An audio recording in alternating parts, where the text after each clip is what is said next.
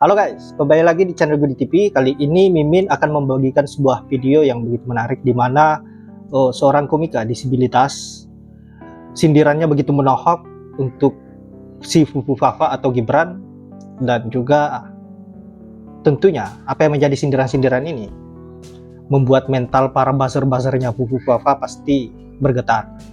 Nah, untuk itu tanpa berlama-lama dan tanpa banyak basa-basi, langsung saja kita simak seperti apa videonya dan semoga sahabat-sahabat terhibur. Kelak, harusnya Gibran malu sama pelawak disabilitas ini. Iya, dan alasan aku merantau itu simple. Karena aku pengen buktikan ke orang-orang bahwasannya walaupun aku disabilitas, aku bisa dapatkan pekerjaan tanpa bantuan orang tua. Keren. Karena di Indonesia ada kan pemuda yang sehat walafiat, tapi kerja aja masih dibantu sama bapaknya. Sampai ngubah-ngubah aturan gitu. Padahal yang kaki satu aku ya, tapi dia nggak bisa berdiri di kaki sendiri. Kelasnya.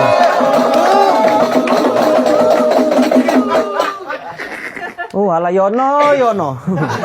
Yono. Apa? Tukang kayu kau loh, bukan tukang rayu. Tapi kita nggak tahu ya, namanya tukang kayu ya. Pasti Ngeri ya, pandai kan, kita sekarang. bikin kursi goyang kan. Anaknya dikasih kursi, aturan yang digoyang. Anjir. Gua tag, gua press buat lo diciduk. Hidup saya mau ngapain? Jangan takut bang. Jasa saya mah asli. Atau jangan-jangan mau cabut izin tambang ilegal. Tapi saya mah nggak punya tambang ilegal. Iyalah. Yang namanya hujatan itu adalah ini ujaran kebencian. budaknya Kalau kamu Fufu Fafa. menormalisasi ujaran kebencian,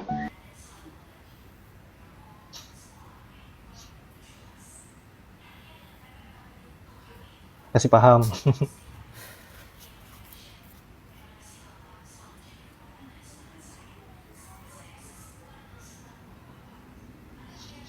Pikir logika. Dia nggak punya logika bang. Nih buat kalian ya, yang selama ini suka bilang Bajar Mulyono. Sekarang sudah nggak ada yang namanya Bajar Mulyono, tapi sudah diambil alih sama anaknya yang bernama Fufu Papa. Jadi sekarang diganti namanya Bajar Fufu Papa. Fufu Fafa. Paham? Halo guys, ingat kejadian sekitar tahun lalu ketika ada seorang guru SMP yang dipecat hanya gara-gara Gubernur Jawa Barat Ridwan Kamil merasa tersinggung dengan kritik dan komentar dari warganya ini. Kalau nggak salah memanggil Ridwan Kamil dengan maneh gitu, dan Ridwan Kamil merasa tersinggung. Nah, Gibran rupanya juga melakukan hal yang sama kemarin. Jadi Gibran terlihat mempin komentar salah satu netizen di kolom komentar Instagramnya pada konten belusukan di terowongan MRT di Jakarta. Nah, tujuannya jelas lah ya. Tujuan Gibran mempin ini adalah agar para buzzernya ini, para pendukung dan pemujanya ini mempersekusi pengguna yang dipin komentarnya tersebut.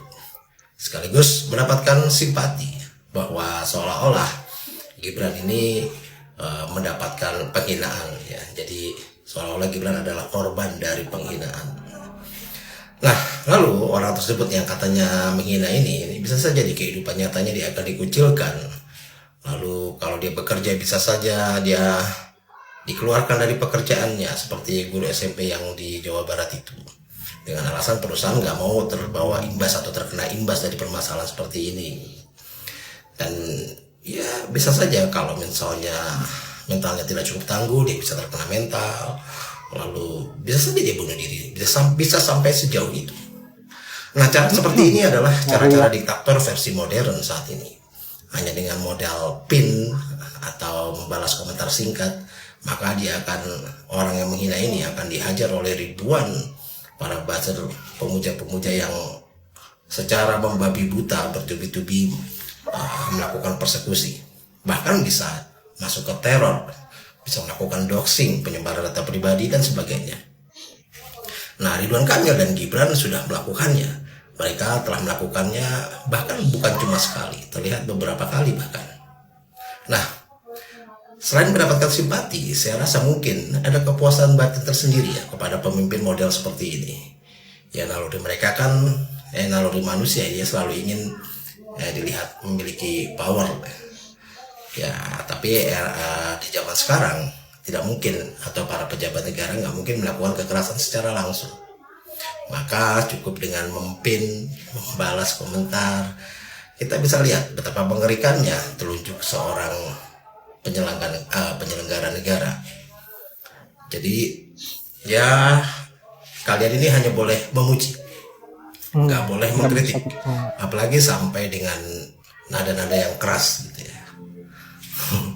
Jadi inilah yang mereka mau. Ya jangan coba-cobalah melakukan kritik kepada para pemimpin, apalagi yang baperan seperti Ridwan Kamil dan Gibran. Bisa saja nanti kalian kehilangan pekerjaan, atau kalian dipersekusi dan sebagainya. Nah, balik ke komentar tadi yang bertuliskan, yang saya tahu, yang gue tahu yang suka belusukan itu cuma pemulung. Itu dicap sebagai hinaan. Katanya ini nggak ada korelasinya dengan kritikan, begitu kata para buzzernya. Korelasi kritikannya, nih kita coba lihat ya, kita coba jelaskan. Wapres itu nggak perlu belusukan. Buatlah kebijakan dari helikopter view untuk mencari solusi. Untuk belusukan ini cukup anak buah saja. Belusukan nggak perlu wapresnya, pemulung juga bisa. Nah, ini yang dimaksud oleh pengguna yang berkomentar ini. Jadi cara kritik itu berbagai macam, bisa lewat narasi, lewat komedi, lewat sindiran, sarkasm, dan banyak lagi. Kalau kata pemulung membuat para pendukung Gibran tersinggung, lalu kenapa ketika Fufu Fafa menyebut anak presiden sebagai desainer homo, bahkan Pak Prabowo yang adalah presiden dibilang berbiji satu, mereka tidak merasa ini sebuah penghinaan kah? Kelihatannya mereka biasa-biasa aja, bahkan kita disuruh melupakan ya. Katanya biasalah itu anak muda. Ya, sekarang sudah masuk era di mana masyarakat jadi anti intelektual. Mahasiswa yang demo, yang membela rakyat kecil yang belum mampu mencerna kebijakan, yang nggak punya power dan atau belum bisa berpandangan visioner terhadap kebijakan yang dibuat oleh para pemangku jabatan, malah di framing seolah perusak keberlangsungan pemerintahan.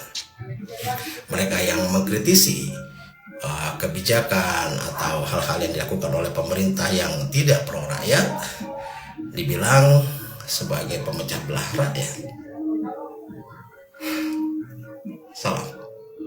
Yap, itulah komentar-komentar dari netizen, baik itu sindiran-sindirannya cukup menggambarkan bahwa Gibran ini betul-betul sosok pemimpin yang anti kritik. Terlebih lagi kemarin pada saat ada netizen yang mencoba untuk mengkritisi lewat komentarnya, di mana dia menyinggung soal belusukan yang dilakukan oleh Gibran, bahwa siapapun bisa melakukan hal tersebut. Dan seketika apa yang menjadi komentar dari netizen ini dibalas dengan Gibran, bahkan dipin agar para buzzer-buzzernya bisa bekerja. Baiklah sahabat-sahabat, saya kira hanya itu. Terima kasih sudah menyempatkan diri untuk menonton, dan saya akhiri dengan ucapan wallahul muwaffiq ila aqwamit thoriq. Assalamualaikum warahmatullahi wabarakatuh.